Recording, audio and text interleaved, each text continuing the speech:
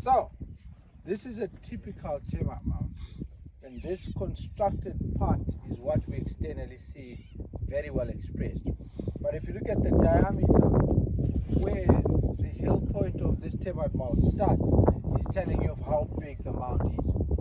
There's not only this part that is expressed above ground level, but around it there is where this whole termite mound actually is. Because the external part above the surface gets degraded by rain, washed off, and the animals shaking a little bit, you can see a couple of them broken down. It then gets leveled out, such that the expressed area is only here. But that mound should have been 60 degrees from one end to one end and coning all the way up, would give you the exact supposed height. So this thing could be almost 3-4 times what we're seeing here. Which, if you were to flip it upside down, the same soil they use digging down is the same soil they use constructing above the surface. So this could easily flip it upside down, we get the exact same height or depth. So meaning deep down, you can almost calculate 3-4 times this is where you start reaching the water table. Because these guys are those fungal gardeners, the ones that have a bacterial garden, and the cooling mechanism of that bacterial garden is used by the water table and their natural metabolism of those termites. Termites cannot digest cellulose directly from plant material. So what they do have is a bacteria that can break down the cellulose. So they come out and harvest plant material and put it in the garden. That decomposition and the process where it's sort of like being digested by the bacteria is what the termites then feed on. Now, in a termite mound structure, you have the queen, very big, almost 10 centimeters long, and her role and her duty is to lay eggs. She's mated with by a male, and she just continually lays eggs.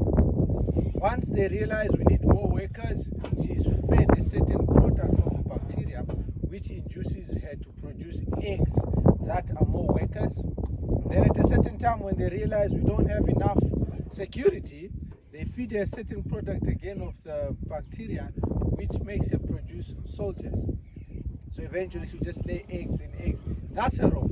A queen can successfully run a mound for 40 to 60 years. Oh my gosh. Remember I said those flying termites, the airlines. Come rainy season, we get to see them all flying all over, right? If two from a different colony, genetically unrelated, meet up, break their wings, fall on the ground, and they start digging. It will take about 5 years for them to build a mound the size of my fist. When those two get there, start digging, the bacteria to start a new colony, they actually have it lodged between their head and thorax. This is where they keep the bacteria. So when they come in and start digging, this is where they start up their colony. It will take that long for them just to build a mound that size. But the minute that queen lays eggs and they hatch, the first 4 eggs are her successive or succession queens, which are fed a special diet that keeps them dormant. They don't develop, they don't grow, but they just stay alive. That queen will be laying eggs for up to 50, 60 years. When she becomes unproductive, slow and less eggs and basically getting tired, the workers clean her, or rather eat her, clean her up until she's finished, right? And the 4 that were laid 40 years ago, the first one gets graduated to becoming the queen, gets fed a special product again from the bacteria, and successively takes over in the egg laying process. She will lay the eggs, however, she rarely lives as long as the first queen, maybe 5 years less, and that's what will happen with all the other queens successfully. On average, it is said that a termite mound or a colony will live for up to 200-300 years. Right? That's the average time for a very specific genetic plant of that colony of termites to actually survive. But sometimes we've seen where those flying ellets come in and they start digging their mound a few meters from the structure like this. And guess what? As they're digging down, they bump into a tunnel, they bump into bacteria, and they quickly take over as the new queen. So instead of starting their own, they take advantage of this one, start laying eggs, having all soldiers and workers, and then within a few years, they have taken over and can sustain the demand of maintaining such a structure. And they cultivate the bacteria that was there, and boom, it successfully just continually grows. Termites do not have melanin, so they can't work in sunlight, otherwise they die. So they are mostly active at night. Hence the idea that at night when we take you to rooms, we'll show you the termites, because that's when they're out active. And if you're walking, if you listen very carefully, you'll hear them pulling out all the straws of grass and everything out there. So they pull everything into that bacteria and leave it for gardening. That's how, and where you see a lot of these termites, remember, rich and high water table. This is telling you there's plenty of water. And for the villages around here, this is gold.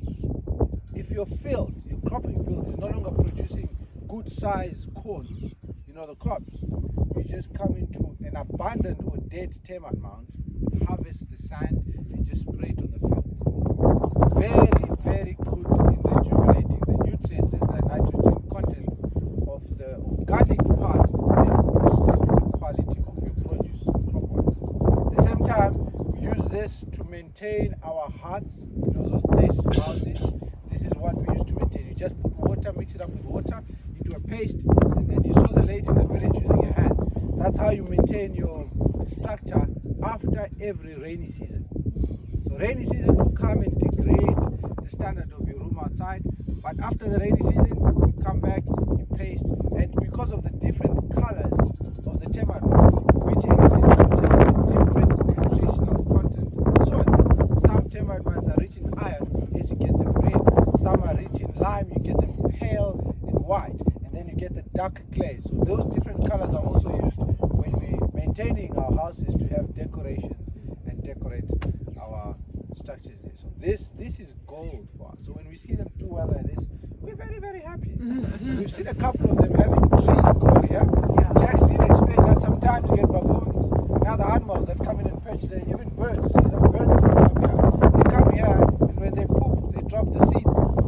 Now because of the bacteria garden and the soil which is used here, it becomes the best quality nutrient for any plant to grow. If you find grass growing around the termite mound, you find all those grazers like zebras and impalas will be feeding around the termite mound because the quality of grass is very good. Call it sweet graze around the termite mound. And this provides the best quality for any material to grow. Hence you see certain trees growing here and growing well. And sometimes we have debates on who started the tree or the mound. But depending on the age of the mound and the age of the tree, you know, when you study the trees, you can tell how old the tree has been. But this guy, like this structure here, could easily be over 100 years. So for any tree to grow here, it has to be a very good tree, or to have the tree as the first one that was here, it has to be a very big tree to prove that it was the first one. But 90% of the time, it is seeds planted around the mound, and what the taproots do, they follow the channels that the termites have opened up to actually go straight to the water table, and the quality of the soil is enough for them to survive. Most of those trees that grow on these termite mounds are termite resistant, because the termites can't harvest them. So no one really They're not eating bothered by them going in. That's how. And sometimes the termites, when they start building, they'll come to an old tree and use the taproot network to find the water table. And so it's vice versa. They take advantage of each other and actually survive. Hence you see termite and the tree working together. Amazing. Amazing. It's gold. It's gold. If we were to chop this open, so why we can tell this one is alive, if you look at the fresh construction, you see that? It's got tunnels inside. I'll bring some closer. So this is fresh construction. This is new. This is new construction. And that's telling you that termite mound is still active and alive. If you take patches of this, You'll see they've got some openings inside. See the tubes inside. So this is very fresh construction. And because we're now coming from winter, these guys are preparing to develop and grow even bigger. And then come rainy season, it moistens up the exterior side of the mound. It moistens up the exterior side of the mound and allowing for pasting of the new material as they come out at night. So they'll come out and actually paste on top of the other material, and this is how you tell the fresh and new construction. Remember, a lot of nutrients get dug down and brought to the surface this way. Our pregnant women in the villages, when you are pregnant, you get to have these cravings for certain minerals as the fetus develops. And in developed countries, just go to the physician, the doctor, and he prescribes, iron tablets, iron supplements, vitamin this and that. But in the villages, most of them won't afford to go get that kind of prescription. And the natural craving has them feeding on this. How you tell a young girl is pregnant, if you see all of a sudden she has a craving of this, then the grandparents will just pull her aside. Tell us what happened. And it's usually the craving. This is quite earthy and rich in iron. So a lot of the pregnant women love to take this iron. Just tastes like mud. Very good. So you find even people with people who are anemic. It's mainly iron, less blood, but iron lacking in the system to produce enough. And the craving for that iron, the body will require iron and force you to do certain things to try and supplement. And the natural one, we finding people actually feeding on termite soil. There's no harm, very healthy, very healthy. That's your appetizer. That's my appetizer for brunch. All right.